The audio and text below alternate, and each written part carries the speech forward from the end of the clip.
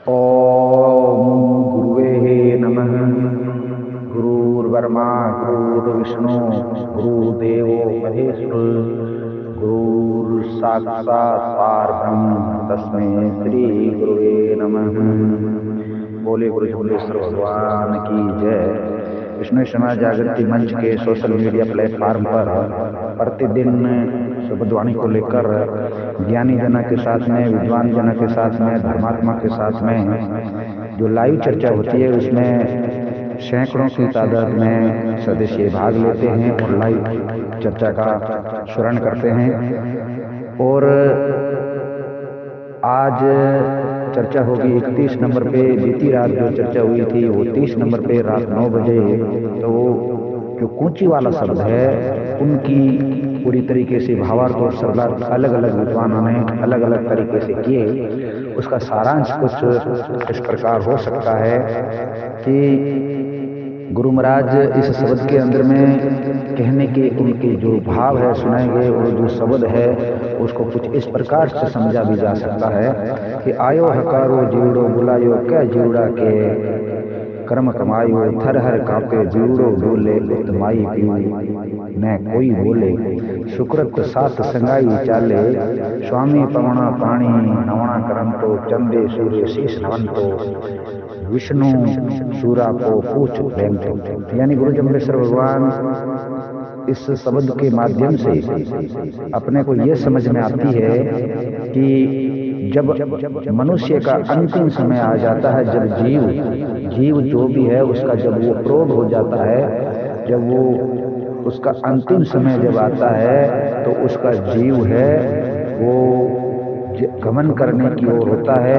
जहाँ से जीव आता है वहीं उनको वापस उसी स्थान पर जाना होता है। तो गुरु महाराज ने इसमें कहा कि थर हर कांपे जीवड़ो उत्तमाई पीऊ न कोई बोले, क्योंकि जो जीव आया है वो अकेला ही आया है और अकेला ही जाएगा। एक के साथ में कुछ भी नहीं चलेगा। अगर जे कुछ चलेगा तो वो है सुकृत कार्य, परोपकारी कार्य, भलाई के कार्य। क्यों कि वहां पर जाने के बाद में वही गवाह है और कोई वहां पे कोई बोलने वाला नहीं है। अपने जीव के प्रति किए हुए कार्य है वही वहां बोलने वाले हैं, वही साक्षी है। और वो कार्य कौन से हैं? अब बात यहाँ पे आगे ये चलती है कि वो सुकृत के कार्य किस प्रकार से होने चाहिए, क्योंकि ये जो जीवन चल रहा है उस जीवन में सुकृत क्या है। और कहीं तरीके से गुरु महाराज ने आगे उदाहरण देकर भी बताए कि पहला सुकृत कार्य तो ये है कि जैसे सूर्य है, चंद्रमा है और पवन है, पानी है, जिनके ऊपर में ये जीवन चल रहा है उनका आपने उनको निवण नहीं किया, निवनता नहीं है, शीश नहीं झुकाया, उनको आदर नहीं दिया, उनका आव भाव को आपने समझा नहीं, ये है। और आगे आते हैं कि दान की बात आती है। और जैसे ये बीच में कर्षण करो सनई खेती तीसरा साख निपाई, यानी ये तो वो बात है कि सब चीज है हल चलाकर जो उत्तम खेती है, मतलब ये जो सुकृत कार्य है वो अपने जीवन की उत्तम खेती कैसे की जाए, इसलिए उन्होंने उदाहरण करके बताया था कि भाई क्या क्या चुन चुन कर लेना चाहिए। ज्ञान जो है इस जीवात्मा के कल्याण के लिए, मोक्ष के लिए है। जो ज्ञान है वो चुन चुन कर लेना पड़ता है। ऐसा नहीं है कि ज्ञान की प्राप्ति कुछ ही पल में हो सकती है, उसको चुनना भी पड़ता है। तो उसके बाद में अपने जो अंदर की जो वासना है, सांसारिक वासना है, वो नष्ट होती है और अपना काम क्रोध लोभ मोह आदि से वो अपने वंश में हो जाते हैं। और दूसरा को भी इसके प्रति, जहाँ पे बीच में कई बार बातें आती है कि पहले क्रिया आप कमाइए फिर और न कमाइए। गुरु महाराज ये कहते हैं कि पहले क्रिया आप कमाइए फिर और न फरमाइए, यानी जो अच्छे कार्य हैं वो आप भी करिए, दूसरा को प्रेरित करने के लिए भी करिए, कहिए। ये नहीं है कि मैंने कुछ किया है दूसरा कुछ जानता ही नहीं है, ऐसा नहीं है। जो अच्छे कार्य है उनके लिए दूसरा को भी कुछ न कुछ प्रेरित करना चाहिए। जो कुछ कीजिए मरने पहले मत भल कहीं मर जाइए। ये सारे कार्य है जो मरने से पहले करने के होते हैं, परोपकारी के कार्य। मरने के बाद के जो कार्य है वो कोई उस जीव के लिए कोई उसमें उसकी सार्थकता नहीं बचती है। सोच स्नान करियो क्यों नाई, कोई बतौलिया बाई, सील इबरजत जीव दुए लाई पूरी से सताइए। जो अपने तन मन को पवित्र नहीं किया, वात चक्र की क्रिया से वो दिशाहीन हो जाता है। यानी जो बतौलिए जो आप देखते हैं गर्मी के दिनों में ऐसे घूमते रहते हैं, वो जीवात्मा यहीं भटकती रहती है, वो कभी आगे नहीं जा सकती है। रत्न काया मुख सुवर बरगो, ये काया तो इतनी सुंदर है मगर इसके मुख से तुमने हरि का नाम सुमरण नहीं किया, चांद और सूरज को तुमने न्यूनता नहीं की, उनके सामने झुके नहीं और परोपकारी और भलाई के कार्य किए नहीं, तो ये भी कुछ भी काम के नहीं है। आगे आती है कि एक गौ ग्वाले ऋषि मांगी, कर्ण पको किण सुर सुबच दुइये, कर्ण पको किण कंचन दिनों राज कवण काहिए। यानी एक तो दान जो ग्वाला ऋषि की ओर से जो छोटा दान मांगने पर भी दिया गया, और एक जो राजा कर्ण था उन्होंने भी, वो भी ऐसा दानी राजा था, मतलब उससे बड़ा कोई दानी राजा कोई कहला नहीं सकता है। मगर युद्ध के समय में उनको अपना दांत भी तोड़कर दे दिया था दान में, फिर भी उनका दान है वो फलीभूत नहीं हुआ, क्योंकि उनके अंदर में जे नविये नवणी कविये खवणी जरिए जरणी करिए करनी तो सीख हुआ घर जाइए।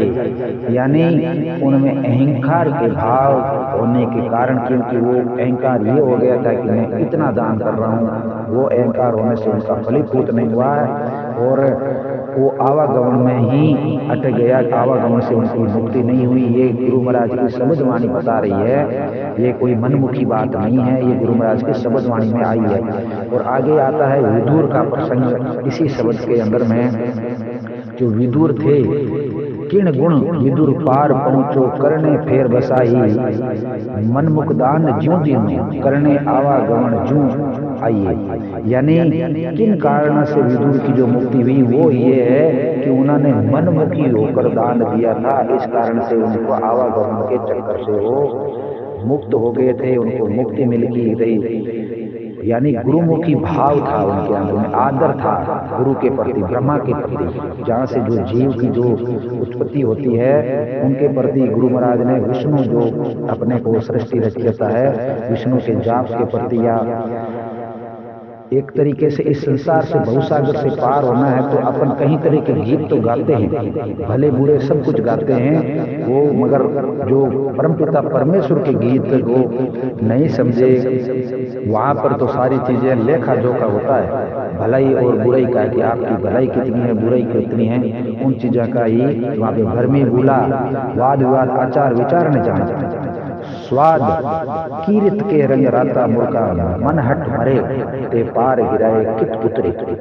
यानी लोग भ्रम में पड़े रहते हैं, पूरी दुनिया जो भ्रम के अंदर में जीती है, वाद विवादों में उलझी रहती है, आचार विचारा का कोई अता पता नहीं रखते, उत्तम विचारा का जो है वो फलीभूत नहीं करते, उत्तम विचार नहीं रखते हैं। इसीलिए ये दुनिया है ये संसारिक कीर्ति के लिए कार्य करती है। यश कीर्ति से यहाँ तो सब कुछ आपको मिल जाएगा, सम्मान आदर सब कुछ मिल जाएगा है, मगर वहां पर जहाँ पे जीव आया है वहां पर आपके परोपकारी कार्य भलाई के कार्य ही आगे आने वाले हैं। यहाँ की यश कीर्ति वो वहाँ पर बिल्कुल कोई महत्व नहीं रखेगी। गुरु महाराज यही कहते हैं कि हे मनमुटी मनहटी लोगा, मूर्ख लोगा, मरने से पहले अपने उदार का कुछ मार्ग तो कर लो, कुछ उदार तो कर लो।